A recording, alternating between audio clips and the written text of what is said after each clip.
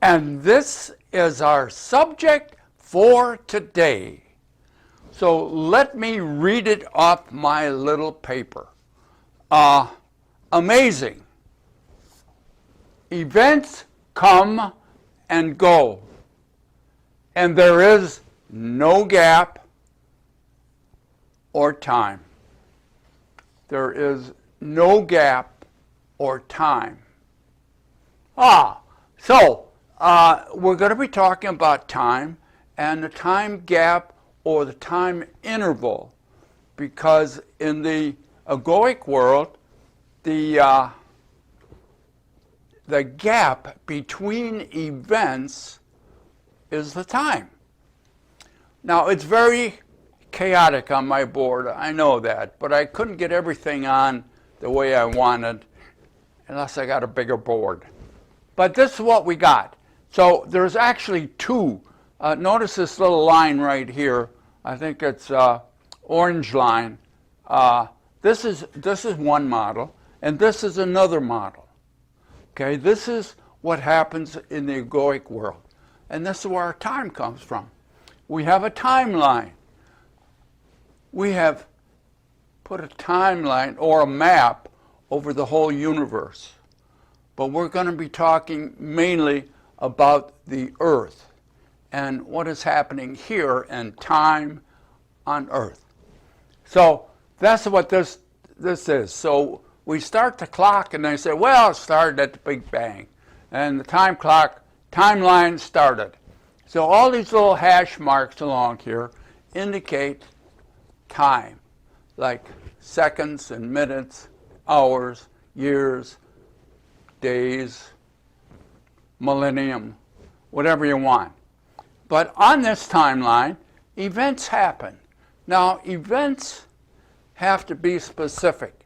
They have to happen at a certain time on the timeline and a certain location. So you need location and time. So we have latitude and longitudinal lines on the Earth. So we can find out exactly where event A occurred and at what time. And so we can go back to that, and it's very convenient. So if I want to, say, meet you for lunch, I tell you the location and the time. And if we agree, we can get together for lunch. So that's what this is. So that's an event. It could be anything, but it's an event. And then there over here is another event, B. And the difference, the time that took place between event A and event B, you can figure out based upon the scale here. It's not distance, it's time.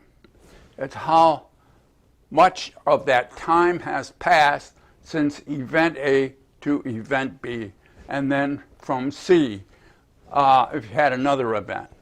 So you got a gap here that is time. You got a gap between these two, which is time, and you got a gap between here, which is time. And so we're going to look at that a little bit different, because the gap determines the time. The time interval is this distance in time, not in traveling, but in time between these two. So that's that model. That's how we determine time in the illusion. Now I want to look at this again. Now I know it's chaotic, and you may have some questions, and I'll do the best I can. But I want to get the idea across to you. Now, okay, make believe this isn't here for a minute, this model, and look down at this model. Now is the only time that A can occur. So we have event A, and here's the future coming towards it, and here is the past and in the past is a memory of A, and in the future are all the possibilities coming to A. And then we pick one, or the universe picks it. So we have A. Now, we have event B. Event B happens. How does it happen? In the present moment. It's the only time it can happen. In the present moment. So B happens. What's the time gap between A and B? Well, you say, well, here, you see it up here, don't you? There's time gap there to A. Move down to this model. A happens in the present moment, and then it's gone. Events come and they go. It's gone. There is no A. There is no A event. Not there. When we have B in the present moment, yes, we do. What's the gap between A and B? 0. Why? A doesn't exist. There can't be a gap. Has to be a gap. How can we have time with no gap? Well, then the observer who's putting this whole thing together says, I got an idea. A has a memory. Okay, here is the A memory. Is it real? Well, no, it's only a memory. Is it physical? Well, no, it's only a memory. Well, is it there? No, but we make believe that it's there. And now, on B's timeline, we have a make-believe A. So now we have a gap between A and B, a time gap. It's a make-believe time gap. Because A is gone. It's gone, it's not there, and it's not going to be, and it's never coming back. It's gone. Well, we need time. How are we going to meet for lunch if we don't have any time frame? Oh, we make believe A is there. Because we have a memory. Is the memory A? No. It's our interpretation of A. It is our memory of A. Well, we'll just use that, make believe, and then we'll have a gap. You will. But it's a make-believe gap. It's not real. And if the gap isn't real, no gap. If the gap isn't real, all you got is make-believe time. And that's what time is. Time is make-believe. Time is not fundamental. Time varies. And Einstein in relativity says that. Time varies. The faster you go towards the speed of light, slower time goes. Other way. So time is not fixed. It's moving. It is dependent on the interpretation of the observer to rationalize why he comes up with the answers they do. There is no gap between A that happens in the present moment and that goes, and B, which happens in the present moment, and looking for a gap to A to rationalize time. There is no time. It's make-believe. It's always been make-believe. Is it helpful? Yes. Very helpful. Without that, on Earth, we wouldn't know what to do. So it is an artifact of being a human being on this planet in this space and time. Now I went into a little bit more detail in the description, and maybe you'll have some questions there. But here's the here is the conclusion. We have make-believe time in a make-believe time frame around the whole earth. Everything happens now in the present moment. Everything is in the present moment, and nothing is missing. And that's how our world is. In the illusion, this is the model.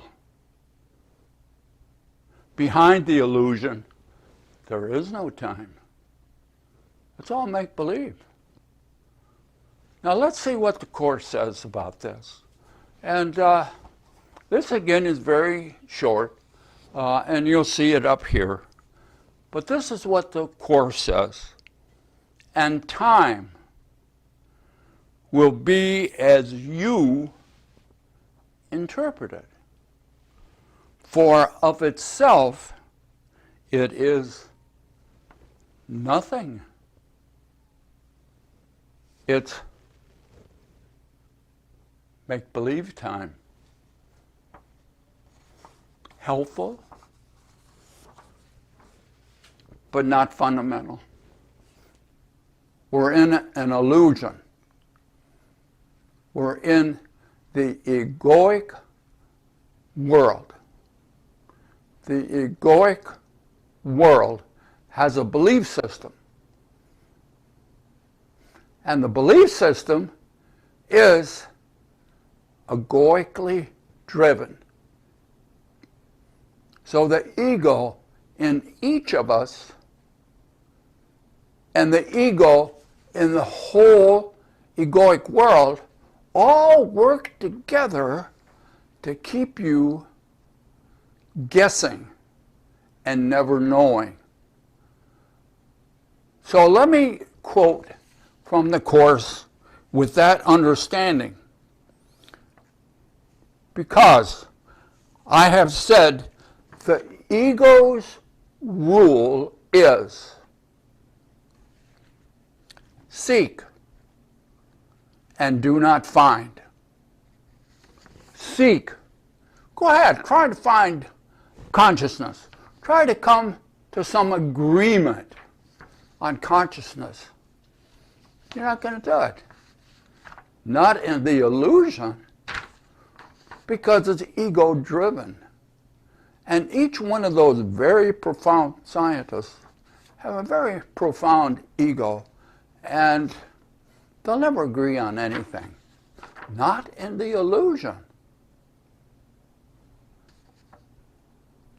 That's how the egoic world works. And that's what the Course says. Also, what is the ego? Another quote. The ego is nothing more than part of your belief about yourself. You create your individual ego mainly based upon what other people have told you who you are at a very young age, most of it before the age of 3, and the remaining of your core vision about age 7. And you're still operating on those beliefs. Now, I'm a lot older than 7. And I like to think I know a lot more. But I still get caught in the ego's web. I still get dragged into the ego's den. And sometimes I have to struggle to move back to see the illusion for what it is. And if you're not aware of it, you won't even struggle. You'll just sit there say, oh, I know what I know, and my senses tell me things, and I'm very clever, and not realize you're in the ego's grip. So those are two quotes from the Course in Miracles. So this is kind of a short one, short video. But let's look at what we have.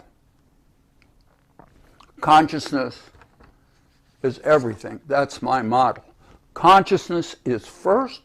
We are embedded in consciousness. We always don't know it because we are in the egoic world. Oh, by the way, your ego is formed in the egoic world. And therefore, your ego, and countries have egos, and ball teams have egos, and religions have egos, and they're all ego-driven here in the illusion. Oh, and we just keep on going, thinking we know where we're at and what we're doing. So, what have we shared? The ego, the consciousness is fundamental. Consciousness is fundamental. It's infinite. It's everywhere. There's no holes in it. There's no place you can go where consciousness isn't. So if you look at a rock, wish I had a rock. I don't have a rock. Oh, I got my teacup. By the way, we're having a little chai green tea with apple cider. It makes a nice blend.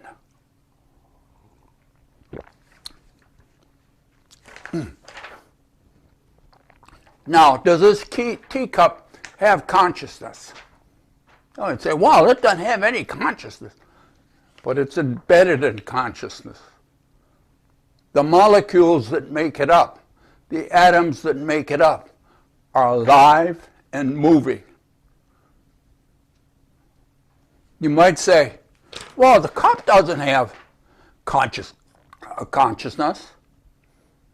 but it is in consciousness. Oh, there is so much that we have to think about here in the illusion. This is the all. These guys didn't come out of nowhere. They came out of the all. Now, I often think of the double slit experiment in quantum physics and how that if you're looking at the experiment, you get one set of answers. And if you're not looking at it, you get a different set of answers. And to me, that indicates consciousness is aware. So, the illusion is all around you. Can you see it yet?